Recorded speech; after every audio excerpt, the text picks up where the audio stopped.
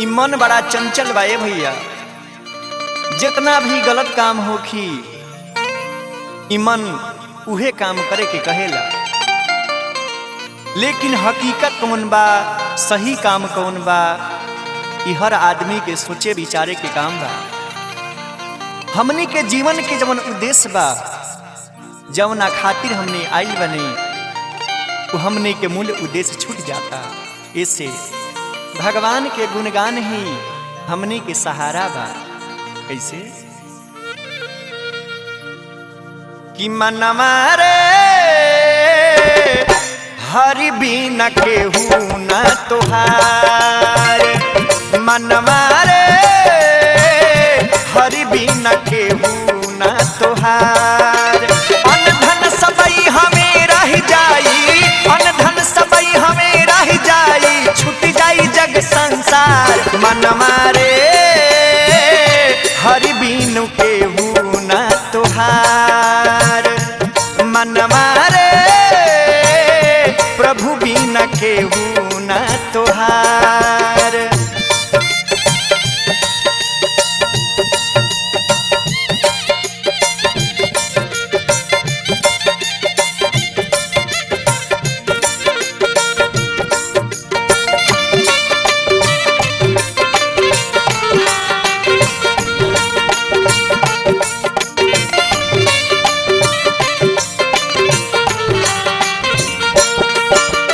जीवन के जंजाल बना करके रख लेला लोग, मूल उद्देश्य छूट जाला।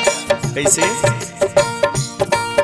ई सत्संगत कबहू ना कैला, व्यर्थ बितवला थाती, काम न आई साथी संगतिया, ना बेटा ना नाती।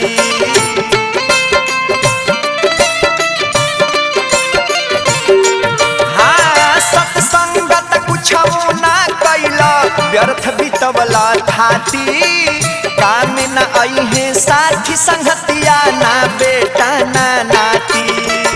ऐसन सुनर नर तन पाके, ऐसन सुनर नर तन पाके, कैली हला बेकार। मनवा रे हरि बिनु केहू न तोहार, मनवा रे प्रभु बिन केहू न तोहार।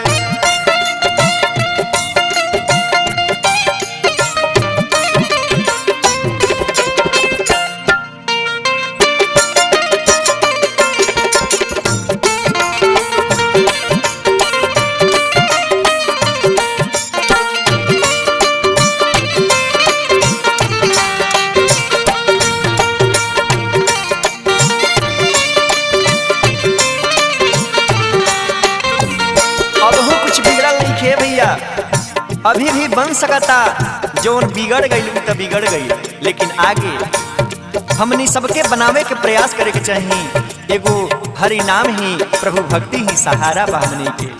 कैसे कि अब से कुछ सोच कराना, बदला मन के नीति, कुछ समय निकाला काला, प्रभु श्री राम से प्रीति।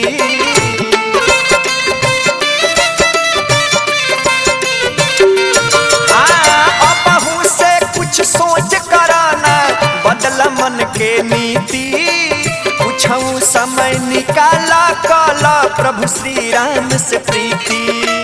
राम नाम ना भजला कबहू, राम नाम ना भजला कबहू, कैसे होई सुधार।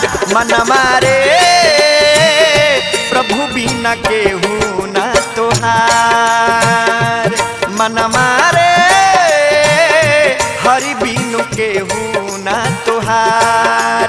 अन धन सबई हमें रह जाई, अन धन सबई हमें रह जाई, छूट जाई जग संसार। मनवा रे हरि बिनु केहू न तोहार, मनवा रे प्रभु बिनु केहू न तोहार, मनवा